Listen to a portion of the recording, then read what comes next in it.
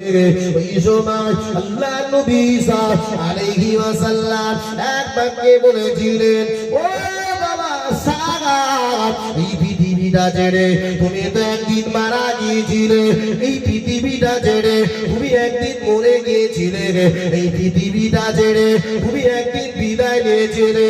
আজরাইল তোমার যখন রূহটা কব্জ করেছিল, আজরাইল যখন তোমার রূহটা নিয়েছিল, বাবা সাহেব তোমার কি কোনো কষ্ট হয়েছিল? একটা বার জানিয়ে দাও।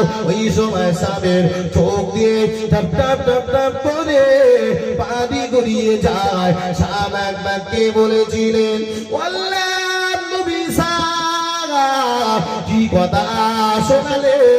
আজরাইল যখন এখান থেকে হাজার হাজার হাজার হাজার বছর আগে আমার বুকেতে এমন একটা ব্যথা আমার বুকেতে দিয়ে চলে গেছে, আজও পর্যন্ত আমি সেই বুকের ব্যথাটা আমার বুক থেকে যায় না। ও আমার ভাইজানেরা, মরণের কত যন্ত্রণা, মরণের কত কষ্ট, যদি এটা আমরা জানতাম পৃথিবীতে কোনোদিন অন্যায় করতাম না, অপরাধ করতাম না, আল্লাহর ইবাদত ছাড়তাম না, নামাজ ছাড়তাম না, রোজা ছাড়তাম না, তাসবিহ বাদ দিতাম না। আজ দেখা যায় ওই আল্লাহর ভয় নাই, কবরের ভয় নাই, মরণের চিন্তা নাই। তবে বসিরহাট আল্লামা হুজুর তার কিতাবে লিখেছে, নেককার যারা হবে, সলিহিন যারা হবে, আল্লাহর মনোনীত বান্দা বান্দি যারা হবে, এদের মুহূর্তটা এমন ভাবে হবে, শিশু বাচ্চা যেমন মায়ের কোলে দুধ পান করতে করতে ঘুমিয়ে যায়, কিছু বুঝতে পারে না।